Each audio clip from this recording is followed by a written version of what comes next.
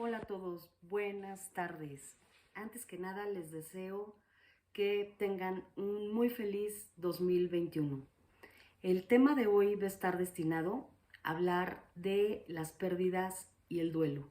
Desgraciadamente todo lo que ha sucedido con esta pandemia nos ha colocado en situaciones de pérdidas y de duelos que antes probablemente hubieran sido impensables. Entonces, si están pasando por un proceso de duelo, les voy a platicar de 6 etapas por las que seguramente atravesarán y que son completamente normales. Entonces, no se asusten cuando estas emociones los desconcierten. Simplemente están pasando por los diferentes escenarios inherentes al duelo. La primera etapa es el estado de shock, que es este mecanismo de defensa provechoso para cuando estamos en duelo, puesto que nos da el tiempo para atenuar el sufrimiento y nos proporciona recursos que nos permiten afrontar lo inevitable. Nos ayuda también a metabolizar poco a poco el sufrimiento y así evitar un hundimiento demasiado grande o demasiado desproporcionado. La segunda etapa es de negación y la negación actúa de dos formas. Por un lado, hace olvidar el acontecimiento doloroso y reprime las fuertes emociones del duelo.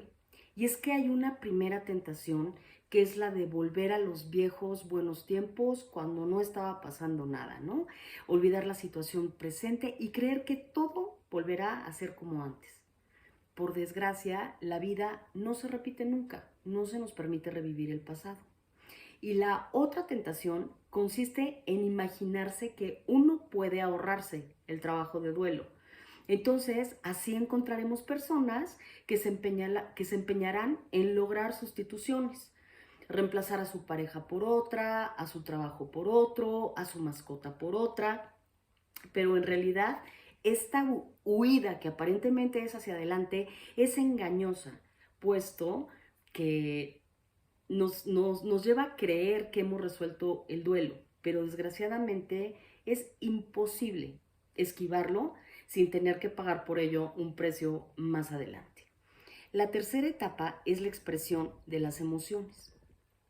Y esto es que cuando empiezan a ceder las resistencias al duelo, la persona se siente sumergida progresivamente por una ola de emociones y sentimientos que van desde miedo, tristeza, soledad, abandono, cólera, a veces culpabilidad o liberación.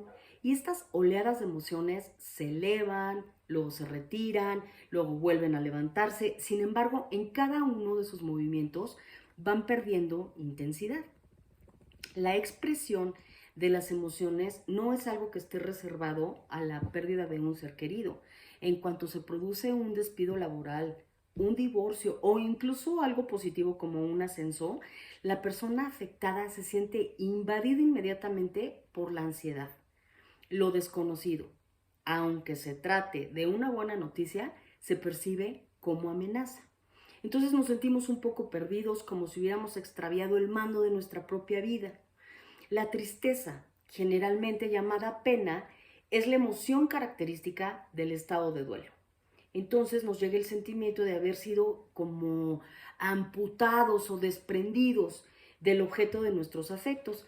Y este dolor sumerge muchas veces en la depresión, como ocurre con aquellos que preferirían morir con el ser querido antes que vivir sin él. Cuando estamos en duelo, también experimentamos un sordo sentimiento de cólera que puede tomar diversas formas como irritabilidad, como descontento, impaciencia, frustración. Se trata de una protesta camuflajeada contra la ausencia cruel de un ser amado o de un ideal, de una actividad o incluso de un simple objeto. Hay otras personas en duelo que dirigen su cólera contra ellos mismos por sentirse culpables de no haber amado suficientemente a la persona que ya no está. Me he encontrado con muchos pacientes recientemente divorciados que se dedican a lamentar su felicidad pasada y se odian a sí mismos por no haber sido más tolerantes con la expareja. La cuarta etapa es el descubrimiento del sentido de la pérdida, que es la expresión de los sentimientos y la ejecución de las tareas ligadas al duelo, nos permite tomar distancia respecto a la ruptura y resituarla en sus verdaderas proporciones. La etapa número 5 es el intercambio de perdones. El perdón es un medio excelente para soltar. Para lograr hacer el duelo de una persona, tanto si ha fallecido como si vive, importa mucho perdonarla.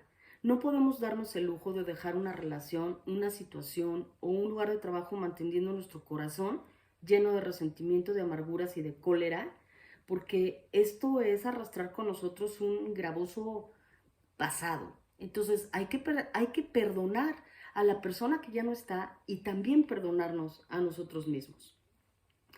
La sexta y última etapa es lo que se llama entrar en posesión de la herencia. Esto consiste en que logremos recuperar el afecto que le dedicamos al ser querido, a la actividad o al objeto apreciado. En otras palabras, la herencia consiste en reapropiarse del afecto, de las esperanzas, de los sueños y de las expectativas de que habíamos rodeado al ser querido.